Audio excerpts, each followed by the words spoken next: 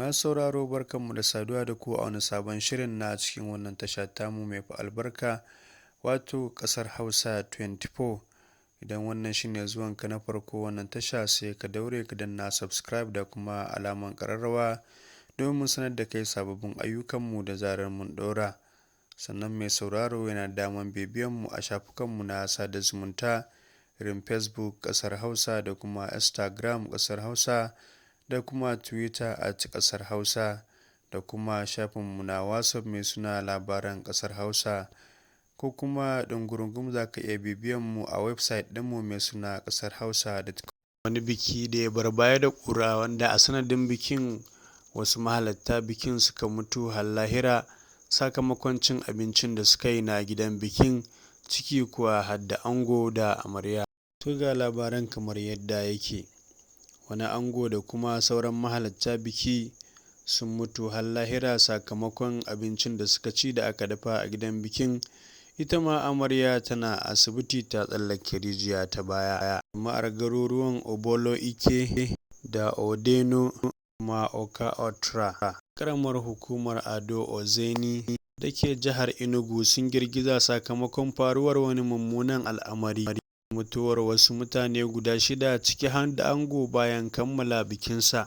Mijin amaryar mai suna Obinna Dike na ɗaya daga cikin wanda ibtila'in ya ritsa da su, yayin da amarya ita ma a halin yanzu take kwance a asibiti tare da wasu mutum 2. Obinna ɗan asalin garin Makurdi da ke jihar Benue da yake harkokin kasuwanci kafin mutuwarsa. Wani ƙanin angon mai suna Chinedu shi ne ya shaidawa sashen BBC Pidgin cewa sarkinsa mai suna Joseph da kuma 'ya'yansa guda 2 suna ɗaya daga cikin wanda hatsarin ya ritsa da su suka kuma rasa ransu har lahira.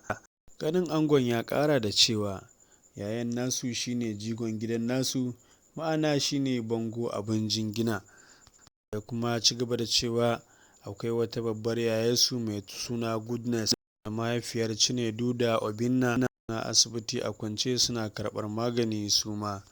Angon bai tsaya nan ba ya kuma tabbatar da cewa mahaifiyar angon ma yanzu haka an kwantar da ita a asibiti, amma ita mahaifiyar tasu ta fara farfadowa. Ɗaya daga cikin mutanen garin Adani da ya nemi a sake sunansa ya ce suna zargin cewa abinci mai guba suka ci har ya yi sanadiyar mutuwarsu, amma dai ba a kuma tabbatar da hakan ba. Wata majiyar kuma ta shaidawa manema labarai cewa wata iska suka shaƙa mara kyau ta wani janareto da aka ajiye a kan barandar gidan. Domin kuwa mutanen sun zauna a cikin barandar ne domin gujewa dukan ruwa. Wasu na ganin wannan shine sanadiyar mutuwar tasu.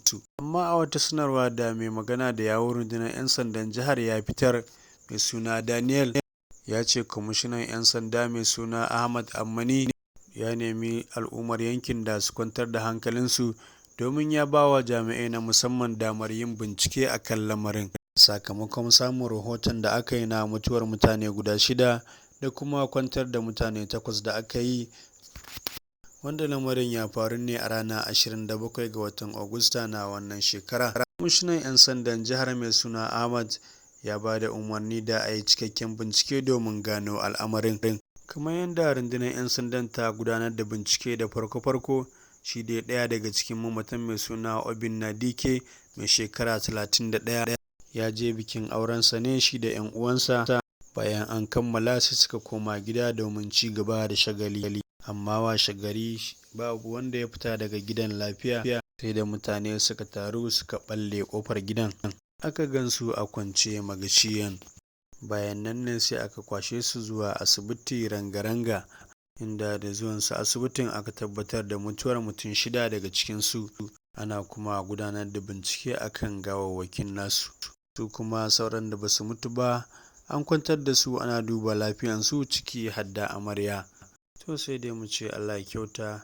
Duka kuma da aka mu kawo ƙarshen wannan rahoto, sai anjima za ku ji mu ɗauke da wani rahoton na daban. A madadin abokan aiki Awwal da kuma Kabiru K+, ni da na gabatar Adamu Saidu nake